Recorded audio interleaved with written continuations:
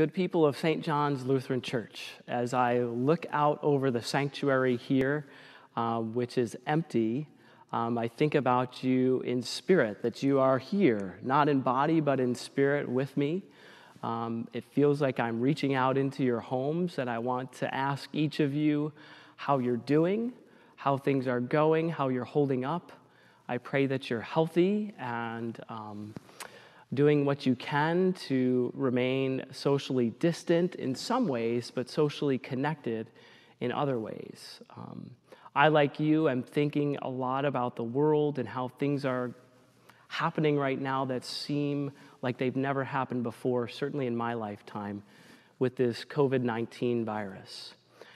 I've been thinking about the most common things that I've been saying of late, things like that have been on my mind, like, are my parents okay and doing healthy in New Jersey?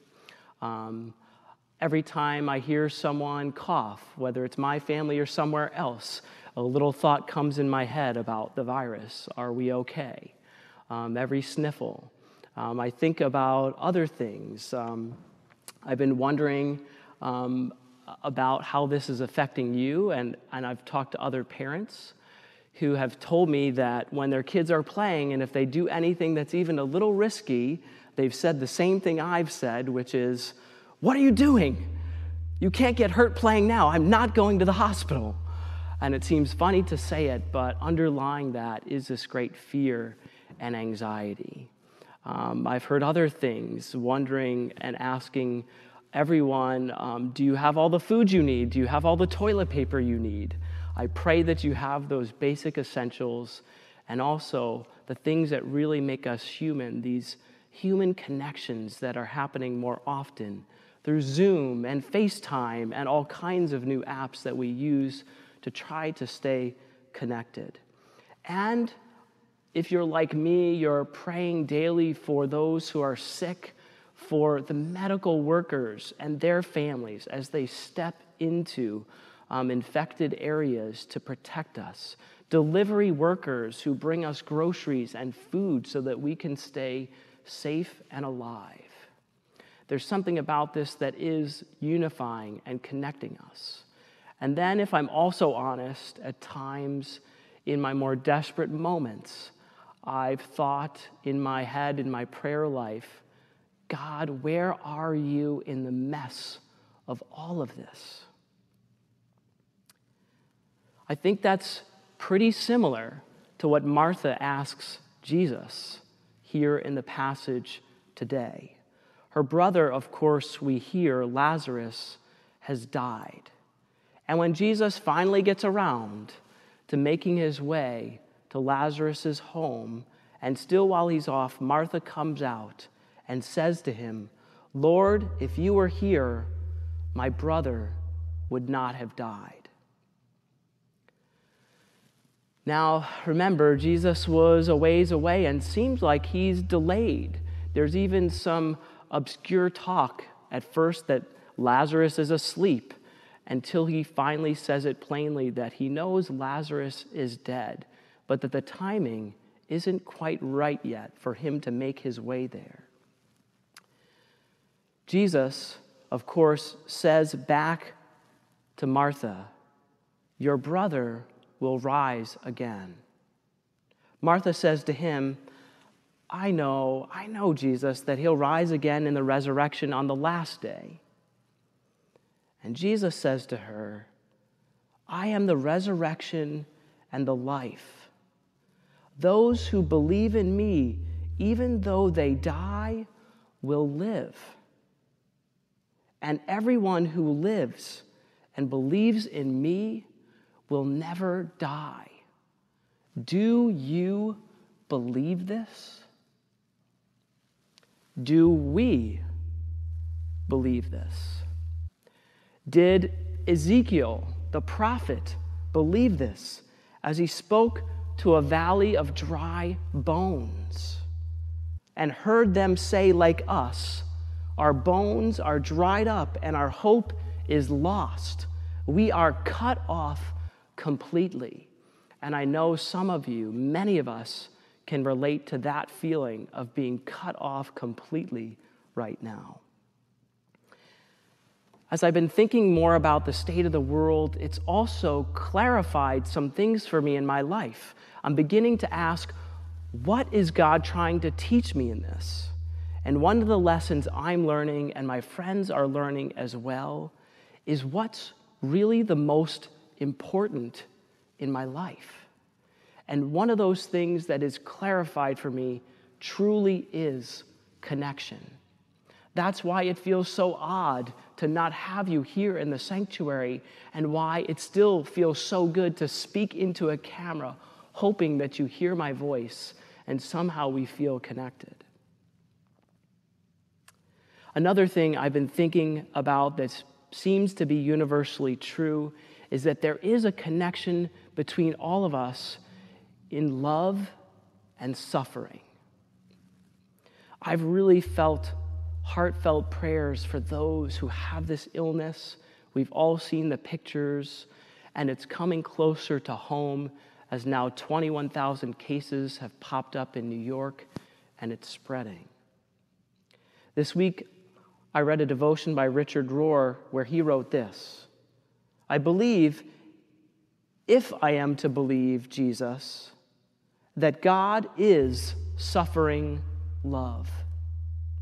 If we are created in God's image, and if there is so much suffering in the world, then God must also be suffering. How else can we understand the revelation of the cross?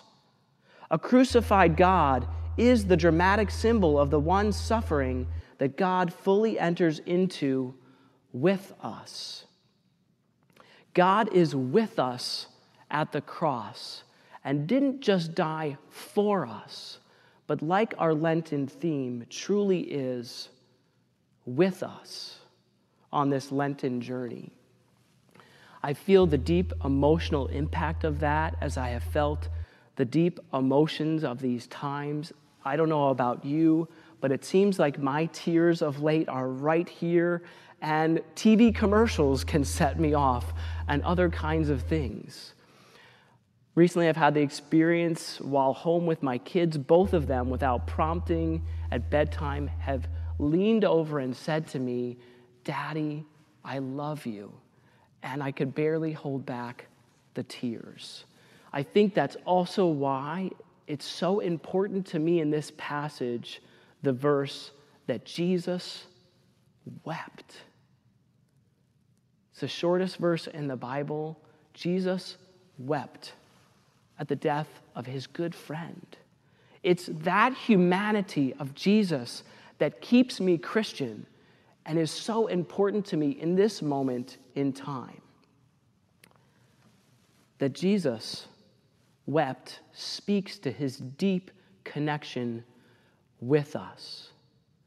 Now this week and next week, these last 2 weeks of Lent, our theme of within and without moves to fasting, an ancient practice often applied to fasting from food. I want to invite you to think about what you might fast from this week. Maybe this week you might fast from touching others as we practice not sharing the germs and the infection that's going around. Maybe you do want to practice some kind of fast from food, maybe not eating after dinner until breakfast the next morning, and using any hunger you have as a reminder to pray for medical workers or those on the front lines of this disease. Maybe you need to adopt a practice of fasting within around your anxiousness at this time. Start with a minute of simply breathing and fasting from anxiety, and grow that time from there as you, with the rest of us, lean into this experience with grace and love. You might think of other ways of fasting. Maybe you fast from having music on and sit in prayer a bit more, maybe with our prayer list that's sent along with this bulletin. Think of all the kinds of people and situations in their homes that you might pray for that are personal and in particular. You know, Lazarus is not resurrected. Jesus is resurrected later. Lazarus is simply raised from the dead, and Lazarus is going to die again. Notice, when Jesus prays in front of the crowd before he raises Lazarus, the crowd doesn't believe in him yet. The crowd doesn't have to believe in order for Jesus to raise Lazarus from the dead. That's Jesus' work alone.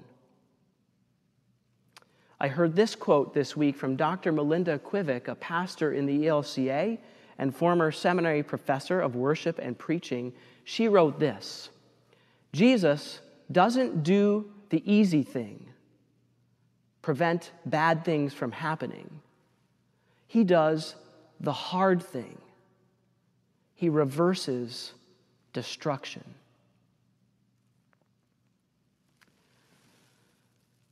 The text moves forward to a line after Lazarus is raised from the dead, where Jesus says this: "Unbind him and let him go."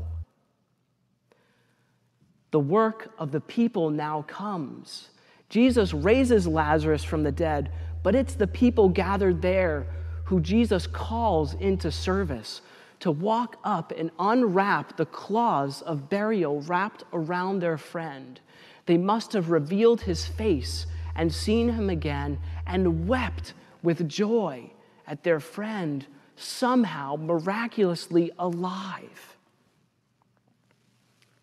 They touch him, they cry, and they gaze at wonder at their friend and at the glory of God, and some of them believe.